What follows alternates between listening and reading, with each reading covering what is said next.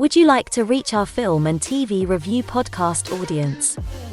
Do you have a product or service of interest to film and TV home consumers or followers of the entertainment industry? Have a film or show production to publicize? For affordable price plans for all budgets, get in touch and find out about our introductory advertising options. Reach our audience of film and TV viewers and visit our site contact page at filmandtvreview.com, or you can email us at business@filmandtvreview.com. Reach out today.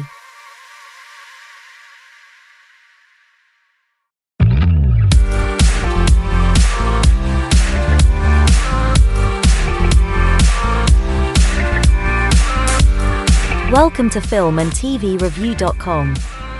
Catch the latest film, TV and streamed show reviews every week.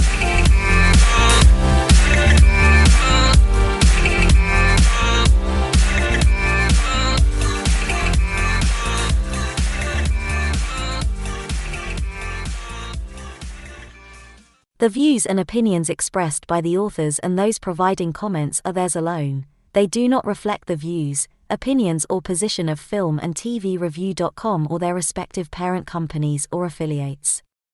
Filmandtvreview.com makes no representations as to accuracy, completeness, correctness, suitability, or validity of any information in this program and is for entertainment purposes only.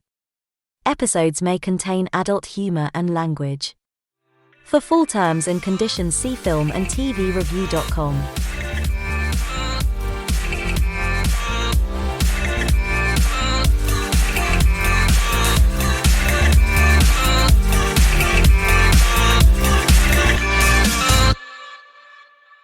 Hello there, and welcome to a film TV review special. We'll be discussing today as we are on the edge of the 25th anniversary of the Phantom Menace, which will be released in cinemas around 4th of May. So ahead of that, I thought I'd catch up with a Star Wars regular, as opposed in our Star Wars group, which Noel. And we'll talk about basically a retrospective of this and legacy and so forth. For even if you haven't seen the wonderful film and the era, the whole world of Star Wars, we just thought we'd give you a good rundown and our thoughts on it. But hi Noel, thanks for joining me. Thank you for having me. The Phantom Menace. I mean, just a quick overview of the story. I think this is basically, well, obviously George Lucas had finished his first trilogy of Star Wars: Empire Strikes Back, Return of the Jedi, and then more or less down and dusted. But of course, he picked up the writing pen again, more or less to finish a backstory that he'd probably already written in note form. Yeah, I think he already had a lot of little details and an overall story of what he wanted, because he always wanted to tell Anakin's story. So he began writing that, I believe, after a little break from Star Wars and everything. And it took a long time to get there, especially with the technology of what he wanted to pursue when making the new prequel trilogy. So I think he really just didn't want to. I mean, we say it's a break, but I think in the interim, a lot of the fan fiction stuff, the books had come out, proving quite popular. We're keeping it alive. In different formats of different stories, Timothy Zahn, Roseanne's stories, contribution. And so it was always bubbling under the surface there. So I think from that he thought maybe it's worth pushing out another film or exploring that backstory, which he never really kind of fleshed to really. So it's kind of like, so it was almost like 16 years after Return of the Jedi, I think, which was 83. And then so on May the 19th, 1999, I think he released, obviously, Phantom Menace. We'll start with maybe a little bit of the premise of it. So it's like set 32 years after the original, or before the original trilogy, of course, and 13 years before the Galactic Empire. The whole point is, well, reading the plot, if you look... So a lot of fan waiting about this, and then probably you sit down in the theatre and then you hear about a huge crawl which is a very dense crawl. Yeah. Certainly, we were lying about taxes and trade routes. So it Yeah. is. It just surprised me how dense this story is, considering Yeah. I when mean, looking back. the whole story of the prequels is about the downfall of a democracy and how freedom is basically traded for security or for what kind of the corporations want, in this case, the banking clan. So a lot of people say there isn't really a plot to this, but I think it's supposed to be that a corporation, the banking clan, is trying to push Naboo, Natalie Portman's planet, into doing what they want. And Naboo has to be protected, and along the way they meet Anakin Skywalker. So I think that's kind of the overall plot is this resistance against Naboo, which is pretty funny because Natalie Portman's character will come. There's a deleted scene, 3 movies in the future, of her kind of being the first part of the resistance against this sort of government enforcefulness. So It's kind of like quite. He's weaved in quite a few. This has his political arc, but also it's all really well. Let's say Chancellor Palpatine, mhm. and of course, will be spoilers here. Okay. But the Phantom Menace, there's a bit of a clue in the title here. Yeah. It's about a duality of so you have this overarch, this overall law of the Sith and Jedi, Yeah. kind of warring factions. You Mhm. have this political arc, but Yeah. also maybe the more human part of it is basically the relationships on the ground level of these individuals who are navigating their way through this whole landscape. So Mhm. Ewan McGregor as a new, young Obi-Wan Kenobi, Liam Neeson, Mhm. Qui-Gon Jinn, and of course this small Anakin who's has a quite an interesting future ahead of him. This young Force user. So I mean, it starts off quite just basically quite two Jedi Knights go on this kind of like as ambassadors, kind of like Yeah. on this trade negotiation, and then there's a murder attempt. I mean, very quickly. We're Yeah. talking in Yes. about 2 minutes, and then they make their way to escape to planet Naboo, and then of course they meet Queen Amidala and so forth, and end up on they flee to Tatooine. They have to replace a hyperdrive, which is damaged in the escape, and they kind of are joined or meet a young Anakin Mhm. Skywalker, a young slave boy, which is where we have this a lot of opening up dialogue about the Force because apparently he has a huge midi-chlorian Right. account, which bit of a bone of contention. Um, I mean, it's an interesting point about that.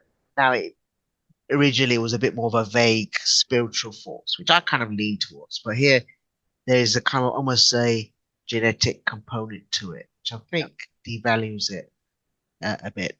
Um, Again, a lot of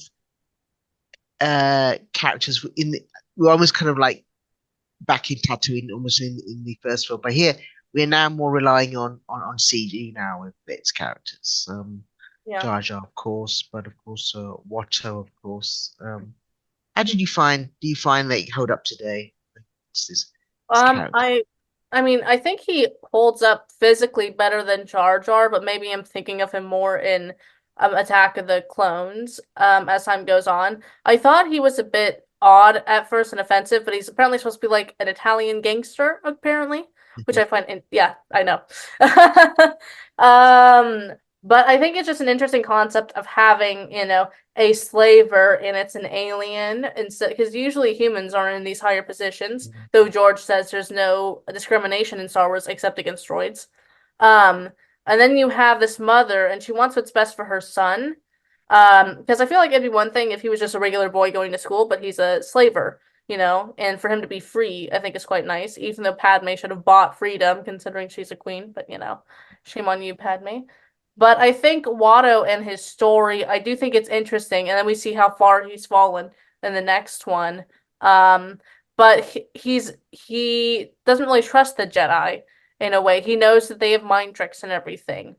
And that's kind of the first time we think, oh, maybe they're not the good guys. We just had, 20 years, 30 years of being told Jedi are the good guys. They're these wonderful people who help everyone. And then this guy comes along, even though we're not supposed to like him. He's like, I don't trust the Jedi, and they're mind tricks. And then it's kind of piggybacked off of when Qui-Gon is kind of going against the Order a bit. So I think he's an interesting gateway into different elements of the story, Watto. Yeah, yeah. It is when he kind of then we go into Coruscant afterwards. They make their way back. Then you do see these the Jedi Council. I mean, at the height of their powers, but they seem a very kind of sterile and removed entity from what's happening. I mean, it's kind of like as the name suggests, they kind of almost myopic about this Phantom Menace. It does see the beginnings of the end for the Jedi Order, and it kind of like by Qui-Gon, who has the role of this kind of warrior hermit, very much samurai kind of um, mode of how you imagine a Jedi is. Who I always thought Jedi should be. I mean, they kind of should be wandering, kind of keepers of justice. Maybe not law, but they're keepers of justice. And they just go around their spiritual quests. But here you've got a very kind of like a Jedi Council who seems to be just sitting around on IKEA furniture, just getting involved, not getting involved. And almost it does almost suggest that they have lost their way. And I think they even suggest here that maybe they haven't seen, they can't see what's in front of them, maybe as much as they used to. So something has shifted. This whole thing is about balance. So it's the rise of the Sith and Palpatine, and maybe the decline of the Jedi's, and it's just this shift of balance. Well, I forgot who said it and where, but basically the Jedi did not modernize. The reason why the Sith had the rule of two was so there would be less Sith around and be harder to spot them. And the Jedi kept going back to their old ways, not adapting. And it killed them in the end, basically. They're very ignorant, I think, and they think because they're Jedi, they're better. I mean, it's talked about the last season of the Clone Wars, which I've brought up about 500 times now. We hear about these girls that Ahsoka befriends that, the Jedi, they don't care about us. They're off saving other planets when you have a whole planet of people in Coruscant who are struggling when they live in this massive, beautiful temple, Yes, it's Ivory Tower. You really start to see the hypocrisy of the Jedi here, how they're so far removed and indifferent to everything that's going on unnecessarily. It's strange that we had this kind of like good guys, bad guys, very black and white in the originals. But then when you put here, you actually put a real close lens to it, and then you say they're not really the good guys here, or they seem to be really, absolutely an elite, kind of a very sterile elite, and you don't really warm to them at all. That's why I think, Qui-Gon Jinn here is such a light character, because he seems to be kind of a mixture of Han Solo and I don't know, any Jedi you want to call upon, but it is very much in the moment he gives he says it how it is, and then they even emphasize it. If you just did what they told you to, you'd have been on the Jedi Council. And it introduces that great Jedi element, and I think that's the truer way, is you feel that instinctively. And I think almost down the line, if you're seeing retrospective, you say, well, this is how Obi-Wan kind of has his influences from this master. He goes against the grain, takes Anakin at the end under his wing, even against his wishes. So there's a lot of love between him and his master, as you're fighting for your friends rather than this bigger ideal. So you've got I think quite a few human interactions going on, but then they're navigating for a really dense plot, which you really have to read afterwards to find out what's happening overall. Political, a relationship of sorts, a mentor and student, and so forth. A budding romance, let's say, strangely enough, at a very young age. Yeah. It's aimed at kids. Is this a great kids movie? How did you discover Phantom Menace? I'm assuming it's kind of So, on journey Star yeah, Wars. I remember it was in the early 2000s. We went to Costco, which is a superstore. We have them here as well. They're not as popular though. And they had all the Star Wars movies. And my parents didn't really grow up with Star Wars, but they bought it for me anyway because I knew Harrison Ford from Indiana Jones. And so I rewatched the original trilogy a bunch, and I liked the third prequel. But this was not one I really rewatched. I remember at my grandma's house, we would have merchandise from when it came out from my cousins who are all older than me. So I remember the merchandise being around. We had a nice little cereal bowl with Anakin in it. We had an R2D2 with a projection, which is pretty cool.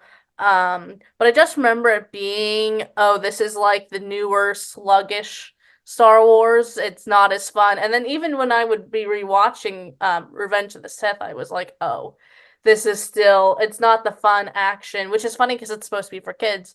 But I don't think Darth Maul at the end is enough cool to overtake what I would consider a very like boring movie, which is funny because the other ones are older and you would think the older movies would be more boring. But no, Yeah, it's the newer ones aimed for children, so to speak.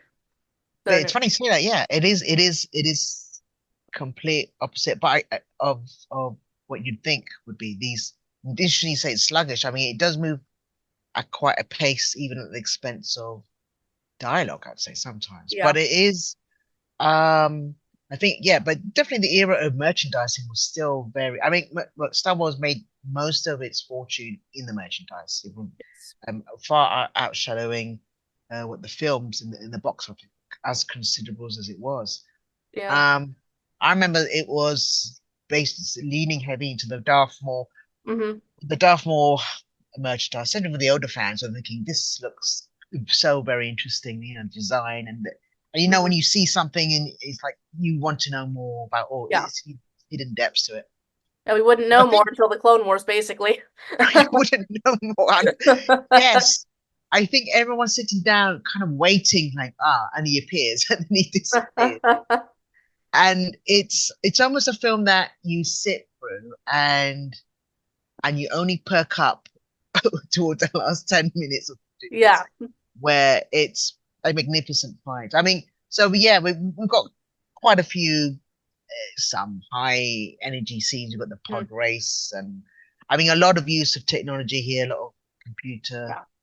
But even the pod graphics. race, even when I'm rewatching it, I'm like, this goes on and on and on. And Yes, it he does. co-wrote, Indiana Jones in the original trilogy has some of the best fight scenes that do go on for a very long time. So I don't know what happened here. But even the pod race was a little like, not as cool, but at least it's better than the worst episode of House of Cards. So, you know. The, the it is. I think because it kind of dialogues does give away to a lot of the effects and set scenes. Hmm. Probably the pod race. I think you've got a strange. You've got this kind of like where you've got this or the leading role of it is basically Anakin, or it's going to be centered around this, of course, Jake Lloyd, but quite a young actor to put that kind of a center on. Yeah. Although it does really move. I mean, you gravitate more to Qui-Gon Jinn. Is just a natural leading man in that. Yeah. So he's proves a more interesting character. And Obi-Wan is a very more kind of a young apprentice, let's say. Yeah. But you kind of it's their relationship you find interesting. But of course, I mean, he's not the only character in that. There's someone we've actually missed. Uh, a main player, you could say, is key to Star The Wars key in to this episode. everything. Yes, the sexiest Star Is Wars character of them all. the Misa. amazing Misa um, called Jar Jar Binks. Jar Jar Binks. Yes, I did make a list of the cast, and I completely left I him kind off. of totally forgot he existed until I rewatched the movies over 2020. And Right. I mean, I wanted to like him. I did find him a bit, oh, there he is, very handsome man. And Jason's there too. Yeah. Thanks. I totally kind of forgot he existed. I didn't mind him so much when I was younger. I think looking back, he's a bit annoying, but I've seen more annoying characters than him. At least annoying without taking into account that it's probably a bit offensive. by today's standards. But I feel bad for Ahmed Best because he was told by Liam Neeson, "You're going to be the next, Eddie Murphy because of how funny you are," and obviously that was a broken belief there. I think it's yeah, it was probably introduced by George because it was to appeal to a younger audience. It does seem Mhm, it's strange, dichotomy of that you've got very heavy politics. mhm, Credit to this film for probably we go on. We'll talk a bit about the legacy, but it's just the politics and the world building that goes into this. mhm. Huge amount, probably more, strangely enough, than the other films before it. Yeah, Whether how it's delivered, but it yeah, is a huge amount, man. And now Jar Jar, I think, was really more a to say maybe the younger kind of like yeah. the comic relief, and I think he later admits he's lent so too much into it. So Yeah, it's um okay to have comic relief, I think, especially in a story like this that's not a comedy, a little bit touch and go. Like a good dry humor, I think would have worked better than someone, like this. yeah, But I also think it was to show the technological marvel. I still think he holds up better than some CGI from the 2010s, which I think is still interesting. yeah, But as you said, it takes you out of the story a bit just because it's so different than everything else. George said, well, people didn't like the droids from the originals and the Ewoks in the originals, but those don't take me out in the same way as Jar Jar does for some yeah. reason. It Yeah. does kind of like you kind of just looking at this effect and scene and thinking, I know it's not real, but let's see how good he interacts. Then you've got the dialogue, which is well, yeah, Mhm. it is maybe a bit it is problematic. But it's so I can't really touch on that so much.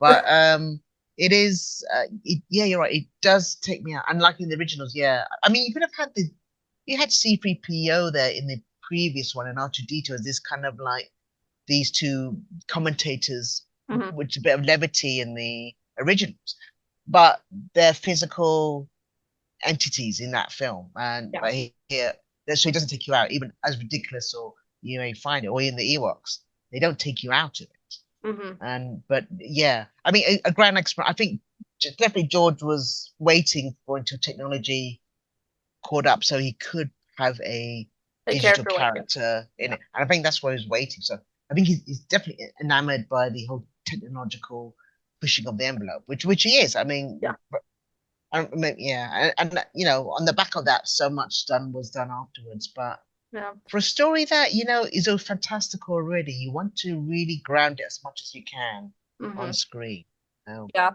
Like a um, secondary character or something. Because I feel yeah, like he would had more focus than even Chewbacca did in the originals, I you think know? so. And You're versus if right. he had more of a Chewbacca E role or a C3PO role, it would have been better. Yeah. So, but George still slipped him into the Clone Wars multiple times because George cannot be stopped.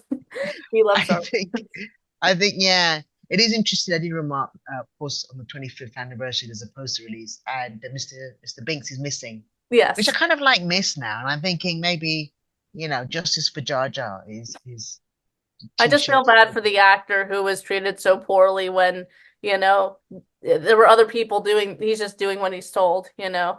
Yeah, I kind of feel bad for him as well. I think there was a bad feeling, even from behind the scene. They thought, oh, it's not fair on him, and don't blame the actor for the performance. So I mean, I mean, even you know, with Anakin, or it's such a young actor, and they kind of like, well, should you be delivering those lines? But he's that's not his fault. That's evil writing, and that's Yeah. direction, and Yeah. that's Lack choice. thereof. I think Anakin, apparently, if I was reading, was supposed to be about 12 years old, Hmm. actually.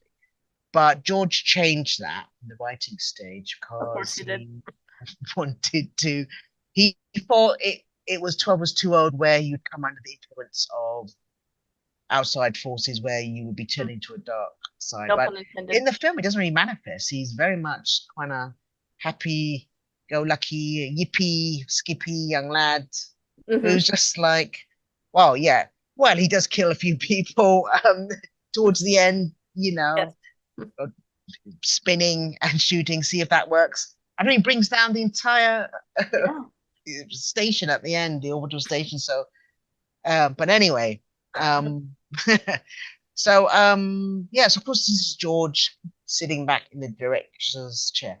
I Yeah. think under much reluctance. I think because in the original Star Wars, he did that. He almost had a nervous breakdown. I don't think he does that well with maybe actors and all that. He's really on the filmmaking side, definitely technical side, Yeah. all the other facets, and maybe um, with the actors and dialogue, it's not his strongest point. But Well, I if you think, have a story like this, you need more character dynamic. Like in every Star Wars prequel, Obi-Wan gets shoved to the side doing something for some reason. Do you notice that? He gets shoved in the spaceship here. oh He yes, gets shoved into Geonosis in the second one, and third when he gets on the lizard. So I don't know why he's just always separate from everything else, but that I think might yeah, help that Anakin Obi-Wan dynamic. So it's a very. I mean, the best part of it is the dynamic, the small dynamics we do have yeah, is Obi-Wan and Qui-Gon Jinn. Qui-Gon, yeah. Yeah, Qui-Gon, and it is very. That's the most fascinating because that's probably the most where you have a door to that world and well, the whole world building and exploring. I mean, it's more exploration because we'd already knew of this world, Mm-hmm. and I think it's the law of the Jedi law which proved the most. I think in this IP is the Mm-hmm. most fascinating part of it. Yeah. You see the council and so forth. It's overall, what do you think of the film? I mean, in just watching it when you It's very sluggish. It feels more of a product of the 70s than the one from the 70s. I can see almost what he's trying to do, but George himself, I think, is so much stronger when he has someone helping him and holding his hand and reeling him in like he did with the Clone Wars and the originals.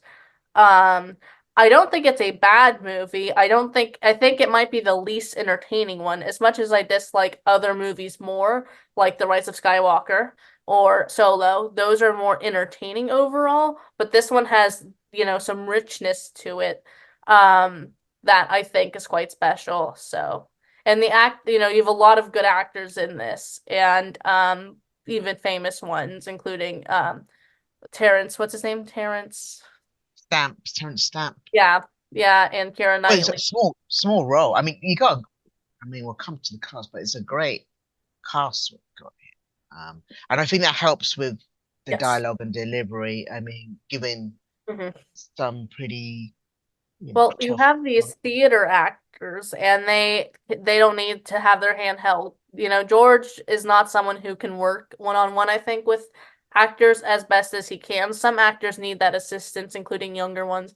For instance, if they've done theater, you're taught to make your own decisions when you do theater. So you have people like Ewan McGregor, Liam Neeson, Ian McDermott who have done theater who don't need help basically, but anyone else does. I mean, even Samuel L. Jackson, this is not his best role, and he's, someone we know can act. So, Yeah, yeah. It's not his best role, but it's almost like stunt casting. But yeah. um, I think even I think because he's such a veteran, he kind of knows his way around to make his own decisions, and so he Yeah. could almost come to that level. But you're right. It's interesting. A lot of theatre actors in this, Mhm. and I think it's credit to Ian McDermott who's come back as Palpatine. Oh dear. Spoilers Too many slash times. too many times, but it's great. I mean, he kind of you're following his story. This is almost his story, Yeah. his rise to power behind the scenes. But yeah, it is yeah, very actually. I appreciate the Phantom Menace probably as more time goes on. At the time, obviously, I thought it was just knee-jerk atrocious, but there is a lot of work that's gone into the world building, Mhm. the appreciation that it keeps to its law. It knows what Yeah. it's about, and it's just going to present it the best way it can. And it's a Well, great spring. I was going to say Coruscant actually came from one of the books in the early 90s, I believe, that was written by not George Lucas, a fan of some kind writing a novel. and it's cool that they brought that in. But I like how they expanded upon it so much more in Attack of the Clones, seeing it at night and everything. Obviously, I like that as it's my background. But I do like the world building, and you have these distinct, unique areas. Considering, and this is more of Andor, but you only see one side of Star Wars. You used to basically only see the very poor side or the Empire side, and now you're seeing kind of more rich people and maybe more average people, which I think is important in a story like this, help keep Yeah, it grounded.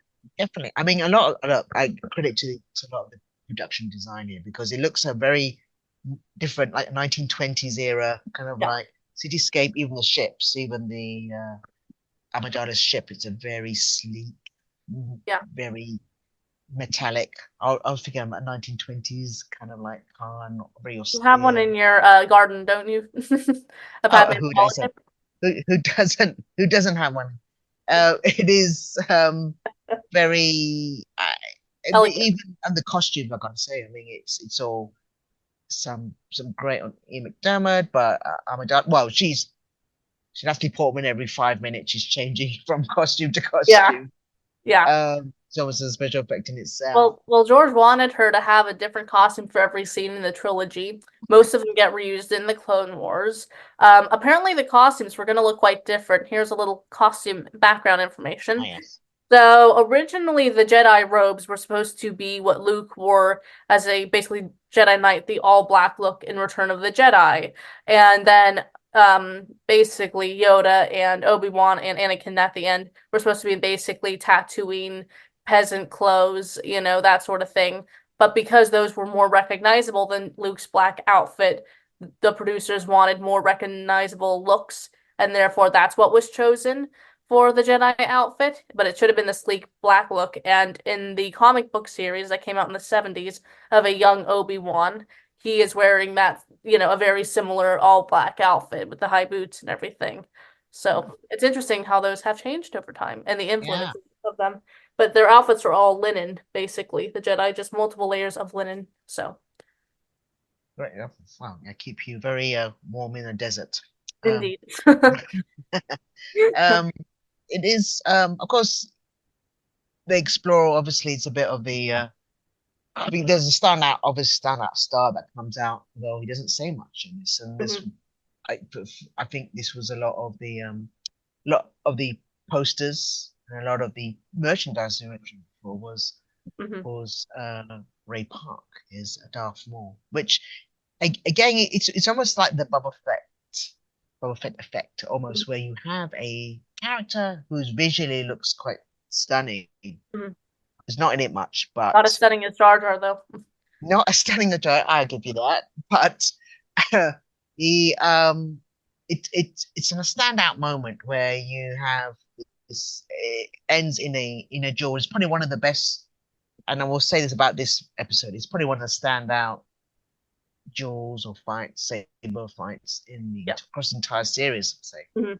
although maybe the acolyte says it might go and beat that. Who knows? Oh, That'll who come out. knows? Well, what I like about Mhm. all Lucas properties is everyone generally does their own stunts compared to other franchises that shall remain anonymous. No matter the age, they even try to get these, 56-year-old men to do their own stunts as, the prequels went on. And that's what makes it look so good. You don't need a bunch of jump cuts. You have Ray Park, who's an experienced, martial artist. You have Liam Neeson and, McGregor doing their best for these scenes. And I think it makes it a lot better and, more Yeah, emotional. I Also, think yeah, you're right. Oh, sorry. Yeah, but I was gonna say also, Pernilla August, who plays Shimmy Skywalker, also great job. Apparently, she's famous in one of the Scandinavian countries, but she did a great job as well, I think. So. I think yeah, she does it add a lot of emotional weight. It does great little tender scenes of her, quiet John, and her just expressing the loss. So I can see why maybe George must have just picked her because just very emotive actor. From the small amount of scenes she had, it's a lot of tenderness and conveys a lot of love for her son, who's Mhm, gets taken away from her to embark on this journey. So yeah, no, absolutely. I think important as a driving force for Anakin as he goes on. So mhm, yeah, definitely kudos to that. So I mean, the as you say, with this saber why it's accompanied by also I'll say just a bit about it. I think it is a lot of work went into this, as you say, and Ewan McGregor and Ray Park, who obviously was not originally going to be Bathmore. That was going to be definitely another actor, but based on the strength of the dynamics of his fighting here, it was say, well, we might as well cast him. And I think they went at, I think between Ewan McGregor and Ray Park, they kind of were quite. I was reading an interview, and they were both. I mean, it's like a great tennis player against a poor tennis player, but they're both young and they fit, and they were apparently fighting at such a quite a speed that they had to overcrank the camera to slow it down because it looks like it was sped up artificially. But the scene is accompanied by also a great score, honestly. Yes. Now, if you ever to get the soundtrack beforehand, unfortunately, it gave a huge spoiler to if you read the credits towards the end. It says Duel of Fates and then the funeral of Qui-Gon Jinn, and you're thinking, what? Oh, but it's a great score by John Williams. It's one of his best scores in the Duel of Fates. Yeah. I would dare say that the overall the prequel score might be better than the sequel score. I know there are more iconic songs like the twin sons and the intro, the outro, and the march. But I think there are more good songs or that sort of thing in the prequels altogether. I think this definitely is back on his A game. Not that he has a B game, but No, definitely here. He Duel of Fates, the orchestral stuff, the stuff that kind of emotes all the what's happening in when you don't have great dialogue, but you have a lot of silences and looks visually. It's all undercutting. It's all playing underneath, so it kind of informs what's happening. Yeah. For the character here, so I mean, it's always a great pairing with John Williams and Star Wars or any kind of those really classic movies. I mean, the cast. I mean, for you, who does give a standout performance here in the cast? I mean, I feel like Ian McDiarmid is so good because he knows what kind of movie he's in. You know what I mean? He knows what's going on here, and I think he was surprised to be asked back. He's just so good in these movies, I totally forget Natalie Portman's in all of these movies, but I think she does good with what she, is what little is given to her. This idea that she's this queen and she's undercover and everything, and everyone's trying to kill her, but she's still trying to act normal in this whole situation is quite interesting. Ewan McGregor, every time I imagine a scene with him, I could imagine that same scene with Allen Guinness, which I think is quite good. But Jake Lloyd, I think it could have been a lot worse. I mean, obviously it could be better, but I think he wasn't as bad as he could be, Yeah, no, yeah. I mean, yeah, it's used as best he can be, but again, I would have been interesting if they actually had, because I recast him in the following Attack of the Clones and so forth. But it's been interesting if he was cast a bit older, so he would have. I think because George led into a younger side of the age than actor wise. He took out a lot of these scenes that would have been him involved a bit more, maybe in what was happening between Qui-Gon Jinn and Obi-Wan, and that kind of so I think that was his choice, but that's the way it played out. So I mean, it made. I mean, when it got released, so this was a huge weight, huge. I mean, this was 1999. I think original budget of 115, but it went on to one of the biggest earning entries into the Star Wars, about over $1 billion, I think, actually, finally. Yes. What?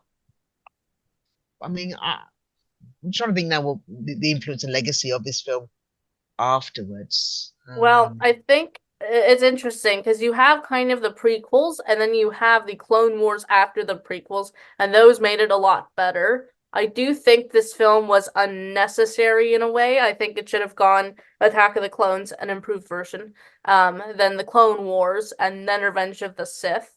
Um, but I mean, I still think a lot of people have the viewing order where this is not present, for that reason. But it kind of started, I mean, there were problems, like I said, people didn't like the droids, people did not like the Ewoks even more than that. But this was where people started being like, oh, what is Star Wars? Maybe this is just a fluke or something because so many people didn't like it. And again, it's not bad in the traditional sense. It's a fine movie, but as a Star Wars movie, it's kind of like, where are those elements, you know? It's just not very entertaining, which is funny because it's for children. One side very much for children, other side very much for adults. Jar Jar versus like the taxation. Um, and I think George needed to had have people who weren't just yes men on this project so they could concoct his vision into something better. But I don't know how you would improve a movie like this that, in my opinion, is not necessary for fitting in with the rest of Star Wars. And then there is the debate, which is worse? Would you say the prequels or the sequels? Because I think they have issues. They have But like the opposite issues. before, I mean, the sequels came out. There was a huge amount of fallout from this. It was kind of like because it's almost unfairly trying to compete with what came before or trying to compete against itself, Mhm. which were such landmark films across cinema. And it's amazing that it's timing, and I think as you say, with George Lucas at that time, he was a bit more open to influences. I think you had a lot of the second director for Empire Strikes Back, Yeah. Marsha Lucas, who helped him cut all three films of the original ones. Yeah. Brought back in to do that, and it helped a lot. I think it helped shape a lot of the story into classics of what they are. Hmm. Here he's kind of going it alone. Really, I think originally when he directed, he offered it to Spielberg Hmm. and few other directors, and they both kind of said, no, it's a bit too daunting. I Yeah. think you should do it, John. And I can see why it's a lot to, especially when you're trying to compete with those original movies. Yeah. So I think George had no choice but to do it. And I think he didn't want to do it, but he just like, well, I've got to do it. So yeah, as you say, he's more his strengths and his weaknesses came out in. Yeah. In an extreme way in this sort of thing. I mean, Well, I don't know how you would improve something like this unless you took it away completely and said we're gonna start with Attack of the Clones. You know, like it's so important. There's such small foundation in what comes afterwards in this film. Like we mentioned before, there's so much foundation with the expanded world of it, yes. and which going forward is where you delve into a lot of the deep as well politics, but also the mystical lore of the Jedi and all that. You had the concept of the midi-chlorians introduced in this, which kind of Is like that it's necessary? not this vague spiritual force. It's more like, hey, it's a genetic component to it almost, which probably It takes lessened. away the fun almost in a way. It does, yeah, kind of lessen the kind of the whole mystique of it, really. But yeah, it's the fallout afterwards, especially with this age of now online forums starting and huge review videos which ended up being big longer than the film itself. Just the whole channels were built on the back of this. And I guess with the other films, he did listen to there. Jar Jar obviously wasn't really taken kindly, and of course in the sequel, he's a much reduced role. Mhm. And it's good that you've changed up the actor, which I had to. But Yeah. I would actually still say Phantom Menace is more entertaining than the Attack of the Clones for me. I mean, Really. I just hmm, really like the politics and the look of it, I would say, but I could see why someone would have that opinion. I like more so with just like I said, the look. I love the first space scene, even though Obi-Wan jumps out of a glass window with no facial scarring whatsoever. I like all the fun fight scenes more. There's more of them, but I do think Phantom Menace as like a regular movie would probably be deemed better, you know, and It there are does feel less like a big. acting faux pas. It does feel like a. It has to be a summer movie where you just more. Mhm, It washes over you. mhm. It looks visually. There are some visually stunning Yeah. scenes. I would say the Jewel effects definitely takes. Mhm. It's almost worth the ticket price alone. I think it probably is actually. But You're just gonna run into the cinema on Sunday at the last 20 minutes. That scene. yes, if I'm sure they blocked the door so you can't get out. Um, it is. It is. Still a great cast, a great performance in the cast that you managed to Mhm. attract for this. So they do a great performance with what they do, with what they got. They didn't Um, waste anyone. I think. I don't, yeah, of course Terrence Stamp could have been in it more, but he was a minor character. His character's a plot device, basically. Versus, I think in other movies they did waste characters a little more. Although I was surprised how little Palpatine is in this. When I rewatched it, I was like, oh, that was the main thing. I was like, that's weird. I thought he'd be in it more. I also kind of thought yeah, Jar Jar would be in it more because of how much he was hated, but still could have been in it less. But other yeah. movies waste opportunities a lot more than this one. And I think the problems of this one, like Star Wars movies, all have the same problems, I think, including there is no real plot to a lot of them, I feel like, in a way.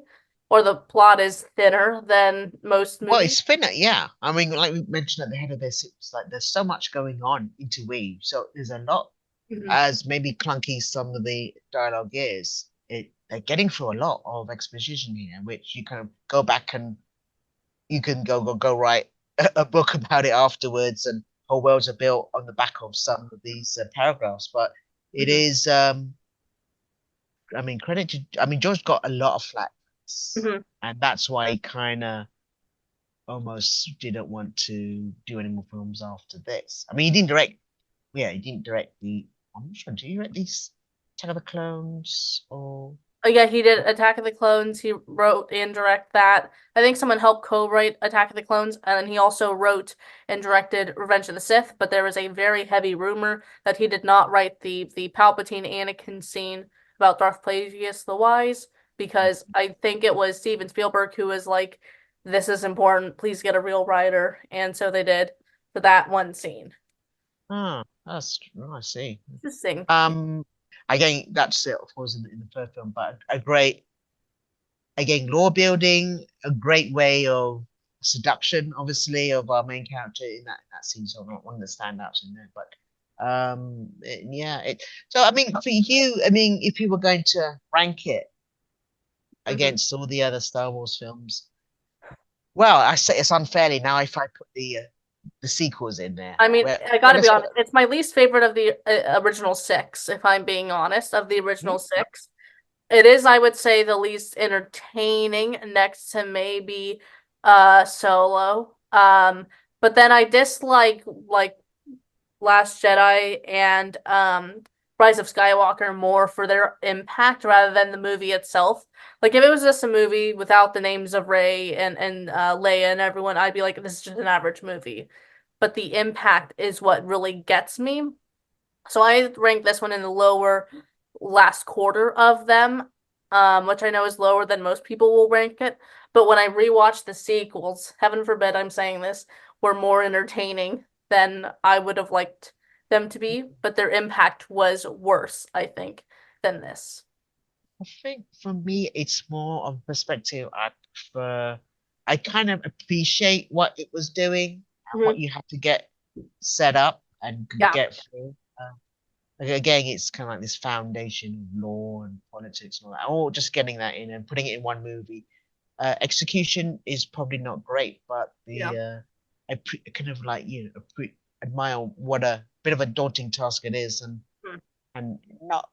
I mean, for then, I know Lucas is very much budget conscious, so he kind of did it as much as he can, kept it well in today's money now, obviously not significant, but still, I think it's kind of medium kind of budgeting on that, so it's quite good. Went on to make huge amount, but yeah, after that, I think there was a bit of a drop in expectation. Yeah. I think at that point.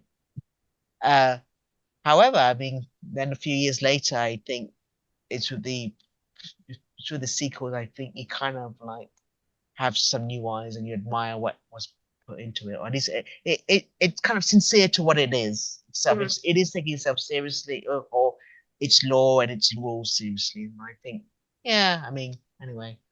And out of it, we got the Clone Wars, which is, Oh, I think yes. is just so good. If the Clone Wars was ranked, I think it would be ranked in the top 3 movies or shows. Same with Andor, which is amazing, which we wouldn't have gotten because Mon Monmouth was introduced in the originals, but still, it kind of set off. This caused us to start looking at Star Wars TV shows, Yeah. and some of these stories are better told in that format. So, yeah.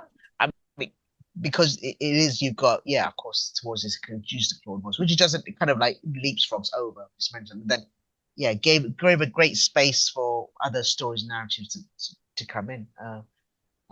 But yes, I think, yeah, if I was to force to give you a score out of 10 for this film. I would say a 6 out of 10. Ooh, What were you gonna give it?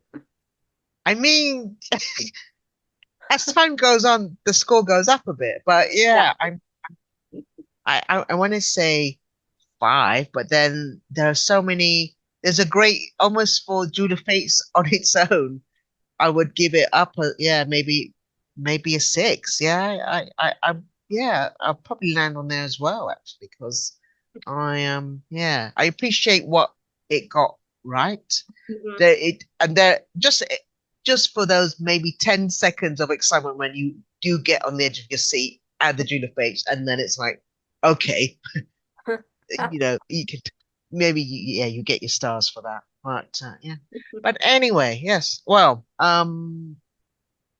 we're still talking about it 25 years. Yeah, and it gets released this year, I think in May. So us So, and 4 of the people will be there watching it. well, I hope some other people. I mean, I think for some new eyes, of course, we've changed hands with Star Wars to Disney now. So I think maybe I'm hoping people will Well, did you watch it show when the it got re-released in appreciation. theaters in like 2011 or something like that?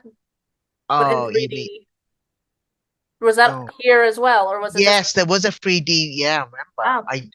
There's a lot of people explaining is it worth watching because they've never seen Star Wars. And I said, don't start with this one. No, you're never gonna watch Star Wars again. Well, when I rewatched them over the pandemic, I tried to start with this one, got halfway through, and said, "No, I'm just gonna watch it in release order." So much better.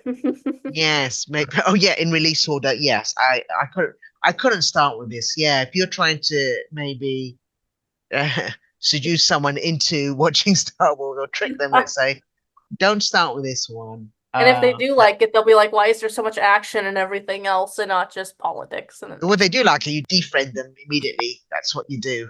But anyway, no, it's like I said, with time appreciate it a bit more. Well then, all right. Well, thanks, Noel, and yes, well, Phantom Menace is out in May this year. Right. Thank you, and until next time, see you then. We hope you enjoyed this film and TV review.com episode. Catch the latest film and TV reviews, together with regular episode content from the world of film and TV every week. See you soon. Would you like to reach our film and TV review podcast audience? Do you have a product or service of interest to film and TV home consumers or followers of the entertainment industry? Have a film or show production to publicize? For affordable price plans for all budgets, get in touch and find out about our introductory advertising options. Reach our audience of film and TV viewers and visit our site contact page at filmandtvreview.com, or you can email us at business@filmandtvreview.com. Reach out today.